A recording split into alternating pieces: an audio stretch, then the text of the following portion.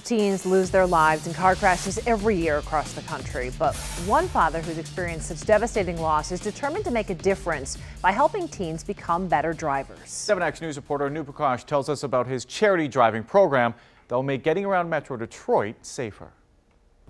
This weekend, almost 200 teenagers and their parents will be out here on Belle Isle getting hands-on training on how to be a better driver. The course is set and the cars are gearing up for a special driving program called B.R.A.K.E.S, which stands for Be Responsible and Keep Everyone Safe. Former drag racing star Doug Herbert started it after his two sons, Jon and James, were killed in a crash 10 years ago. My 17-year-old son Jon was driving. His younger brother was riding along with him, and they were on their way going to McDonald's and just driving too fast, being reckless. But, I was 17 years old before too, right? And we do silly things when you're 17 because you think you're bulletproof. The goal is to save lives and teach teens about the consequences of not driving safely. And in 2008, we trained 50 of Jon and James' friends about being safer drivers. And I kind of thought maybe that was going to be it, but then it snowballed, and now we've trained over about 35,000 teenagers from 40 states all around the country. This weekend, they'll be on Belle Isle providing the free sessions where parents are required to come too. Former NASCAR driver Matt Riley showed me some of what the teens will be learning, like what to do when your tire drops off the edge of the road and you overcorrect,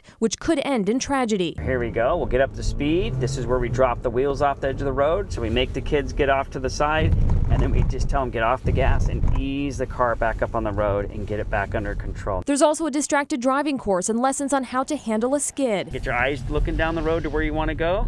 Back in steps out, catch it, and then release. Now, if I'm not fast enough with my hands, hang on, watch what happens if I don't turn the wheel quick enough. Oh!